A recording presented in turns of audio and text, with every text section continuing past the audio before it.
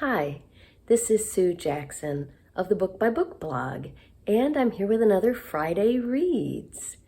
As you can see, I am fully immersed in the Big Book Summer Challenge, as are many other people. I've just been overwhelmed by the response to the challenge this year. I don't know, I've been doing this for 12 years, and somehow this year, everybody heard about it, I guess. We've got like hundreds of people who joined the Goodreads group, probably about 12 to 15 bloggers who've joined so far, and countless booktube channels. I've been trying to keep up, but if you've posted a video and I haven't seen it yet, as long as you tagged me, I will get to it. We've had a lot of travel in the last couple of weeks.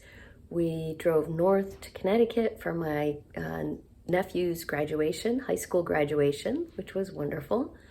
And then the following weekend, last weekend, we drove south to Virginia for the wedding of one of my son's oldest and closest friends. So, which was amazing. And his mom is one of my best friends. So, a fabulous wedding. I did post some pictures in my chronic illness vlog if you want to take a look at that. Those photos are mostly at the beginning and toward the end, so if you want to skip the rest.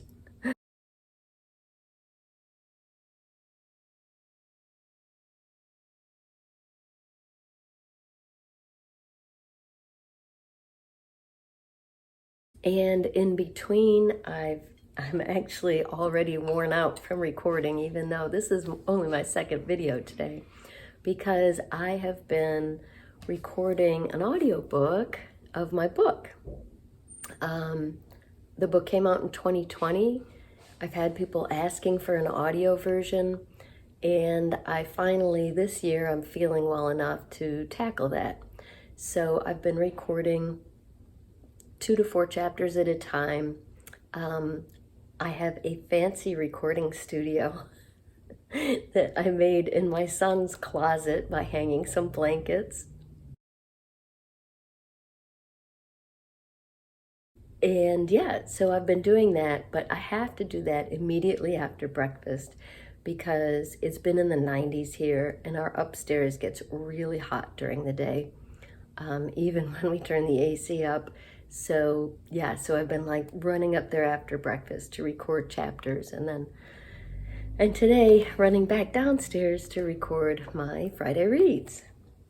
So been very, very busy.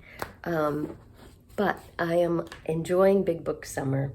Just a reminder that you can get some Big Book Summer merch as well. There's my notebook. We've got mugs. There's insulated mugs. There's insulated wine glasses, wine cups, which are really cool. There are phone cases and stickers and magnets and a variety of different kind of t-shirts and sweatshirts. Bookmark. There's my Big Book Summer bookmark. So all kinds of stuff available there. I'll include the link below. Okay, so big surprise. I'm still reading Lonesome Dove by Larry McMurtry. This is a hefty one. I figured it would take me the whole month of June. I'm also reading it for June on the Range, which is hosted by Michael K. Vaughan. I just checked. I'm almost to page 500, so I'm making good progress. It's 850 pages. If you want to join the Big Book Summer Challenge, your book doesn't have to be this big. Any book of 400 or more pages counts for the challenge, and you set your own goals. But I am thoroughly enjoying this. Everyone kept saying what a great book it was. I don't read a lot of Westerns. Loved True Grit, but that's probably the only other Western I've ever read. But it's just like everybody said, this is a fabulous book. It's not only full of adventure, it is also really funny. The characters are amazing. He has just created so many in-depth characters. And I was surprised to find there are plenty of female characters here. There are even a couple of children. The basic storyline at the beginning, I can't say much without spoiling something because so much happens in this novel. But at the beginning, you've got a couple of retired Texas Rangers, Gus McCrae and Woodrow Call. And the two of them, since they retired, have been living in the town of Lonesome Dove, little tiny town on the Mexico border in Texas. Tiny, dusty, hot town.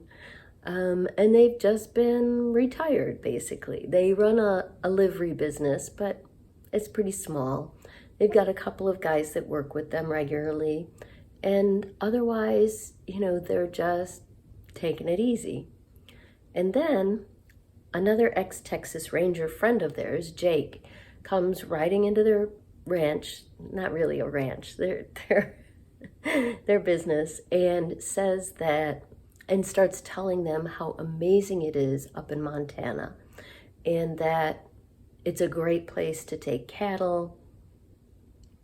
And so even though they haven't done anything like this in years, maybe not ever, I'm not sure they've ever done a cattle drive before, Call gets it in his mind that this is what he wants to do. He wants to gather up like a few thousand head of cattle and drive them all the way to Montana.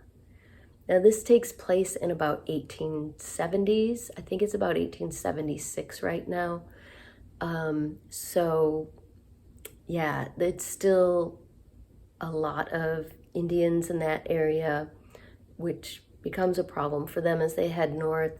So they gather together a crew, their usual guys plus some more. Some of them are just teen boys from the local area, whose parents were having trouble feeding them, so they sent them along on the cattle drive. So much happens. I mean, this book is just completely engrossing. There is something new happening in every chapter. And it's not all just about the cattle drive either, because there are other characters and things happening in their lives that intersect with the main characters here. So there's a sheriff from Arkansas that's after one of their crew. There are other characters from that sheriff's life that after he leaves, go looking for him. So they're out there.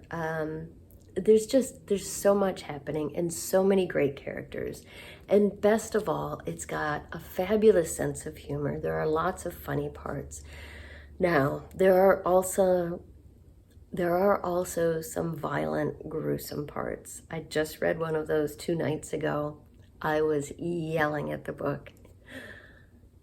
Yeah, it's not all fun and games. There are characters that die during the course of the book, and that's difficult. But it's just, the fact that that's difficult is a testament to how great this novel is. It's just got so much depth to it, so much meat, both in terms of the plot and emotionally. There's a lot going on here. Really, really loving it, because so many people said they were going to read it as well when I announced that I was reading it for Big Book Summer. I've made it the read-along for Big Book Summer. So if you want to join along either now or later in this summer, feel free. There are 2 special discussion threads in our Goodreads group just on Lonesome Dove. One without spoilers and one with spoilers. So I'm enjoying that as well, discussing it with other people who are reading it at the same time. So excellent book so far. My second audiobook for Big Book Summer is turning out to be an excellent one. It is Countdown by Deborah Wiles. This is a middle grade novel. It's book 1 in her 60s trilogy.